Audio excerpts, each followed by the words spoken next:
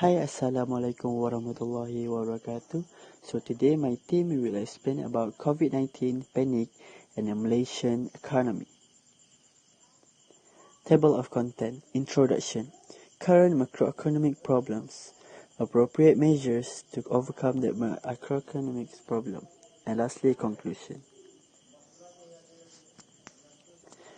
The member is Muhammad Hari Akmal bin Zainuddin, Muhammad Mustaqim bin Rizwan, Hari Izzuddin bin Hashim, and Nur Arifah Fadilah binti Hairun Nizam. About the topic. The whole world are chaos about the COVID-19. During the pandemic, all things in Malaysia are affected, and one of those things is our economy. The impact on the economy is debilitating. It beggars belief for everyone to say that the Malaysia economy is doing just fine. It is not. Has been slowing down and will slow down further with the dislocation and contraction caused by the pandemic. Malaysia is not as well blessed, but it must make what it can with available resources, which should be utilized efficiently. Always a problem in a country's administration and without leakage, in other words, corruption, which is a curse on this country. The government priority must be help ordinary people first. In whatever sector they may have previously been employed, but based on need basis, quite clearly the sector badly hit such as tourism, air transportation, restaurant and retail. Assalamualaikum warahmatullahi wabarakatuh. My name is Muhammad Sakim Rizwan. So today, I am one of my group that have been article that is panic buying. Uh, so what have I analyzed from the article, the impact of economy is it diminished effect on both the Malaysian macroeconomy as well as on the economic welfare of the rakyat. Um,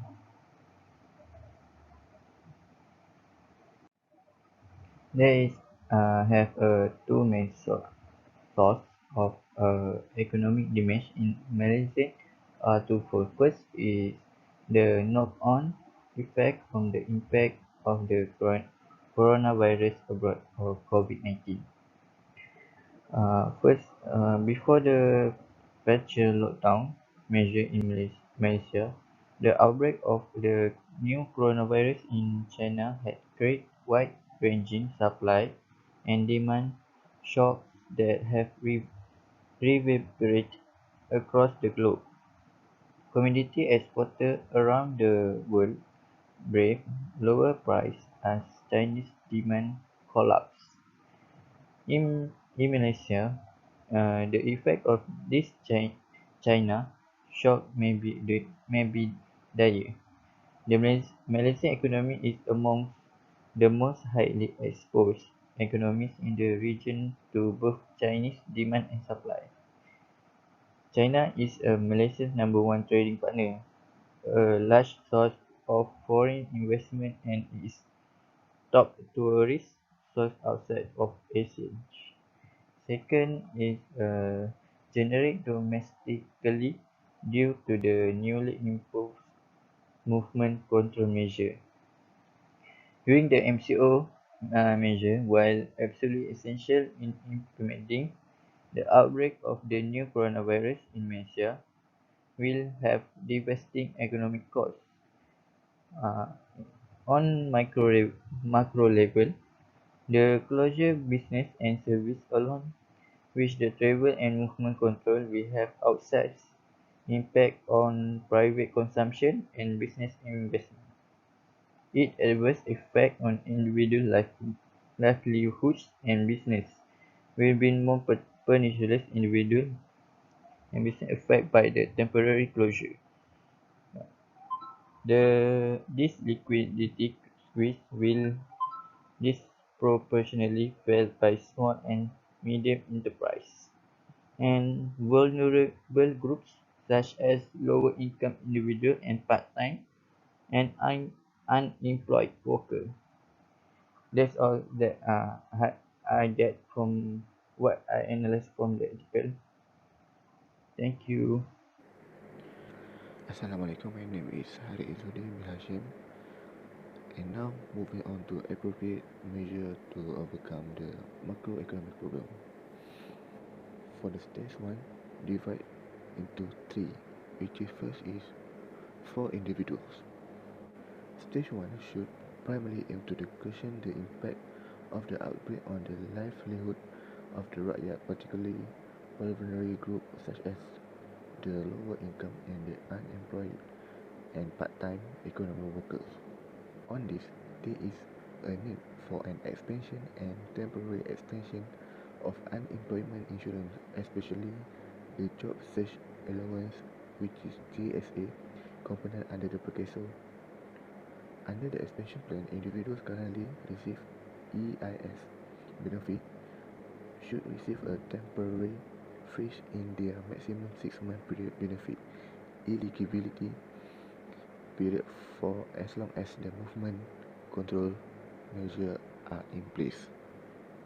Additionally, the JSA benefit amount should be supplemented by a temporary special provision to increase the amount transferred, increasing the income replacement rate for unemployment recipients. This would enable the unemployed to weather cash flow shock for longer whilst remaining ready to resume job search after the outbreak subsides. Lastly, broadening existing coverage of the EIS would also be hugely beneficial. Progresso SIP Sub 600 initiative, which relax eligibility condition for the receipt of temporary benefit, is a commendable attempt at this. For workers forced to unpaid leave, Progressive newly announced Unemployment Retention Program, which is ERP, is a great start. As Christopher Chong from Kazana Research Institute (KRI) has noted, the current ERP amount of 600 is broadly insufficient, constituting only about 26% of the median wage. Instead, incentivizing employers to keep paying workers via conditional credit line for large firms or via matching wage assistance policy are needed. Outside of a labor force, direct cash flow support via BSH should be increased to reach low-income households who may not be formally employed or are unable to work. Similarly to the ERP, guaranteed under the fiscal stimulus package are increased and will be SH payment by only 150 per household will be inadequate, representing only about a 10% increase compared to the normal BSH annual benefit. Here, a one-off increase in the BSH transfer amount for the poorest household would enable community to purchase initiative during the movement control. For the business, the primary aim of stage 1 measure should be to reduce the number of business deaths from the outbreak. UCE Berkeley Professor Pierre Olivier Caron make the point in a recent article that the permanent closure of a business destroys jobs and create negative spillover effect on their business along the supply chain. On this effect, businesses will need cash flow support to allow them to remain solvent during period of reduced demand and allow them sufficient liquidity to continue paying their workers. This will need to include measures similar to the recent announced Bank Negara Malaysia special relief facilities, but with higher amount, lower interest rate, and a longer repayment tenure, particularly to SMEs who are more susceptible to cash flow pressures. Less firm, heavily affected by the outbreak, may require access to emergency credit lines, which can be made conditional on the fact that the firm retains its payroll full-time throughout the crisis period. Additionally, this can be coupled with cost-relieving measures for business like deferment on tax and utilities payment. Some of these measures to support business are already included in the planned fiscal stimulus package, but to be more effective, they need to be extended to sectors outside of tourism. For the stage 2 measure, they have 2 points, which is first is for the immediate term. For the immediate term, a simple one-time cash injection to every Malaysian, such as a fully refundable lump sum tax rebate, would put money in the hand of the rakyat almost immediately, repeatedly kick-starting aggregate demand. Research suggests that such cash injection work much quicker in getting money into the real economies compared to things like corporate tax cut. Second is for the medium and longer term. For the medium and longer term periods of crisis present good opportunities to increase productivity, improving expenditure and invest in deepening social safety nets, increasing infrastructure spending, especially in lagging region, as proposed in the February stimulus package, can have long-term effect on productivity and economic growth. Similarly, continuing to deepen social safety net and strengthen automatic stabilizer like the EIS will both initiative human capital accumulation and ensure both the Malaysian economy and Malaysian workers are better prepared for the future crisis. Continue with conclusion. Now we move to the conclusion. Firstly, we should have an advisor in this situation.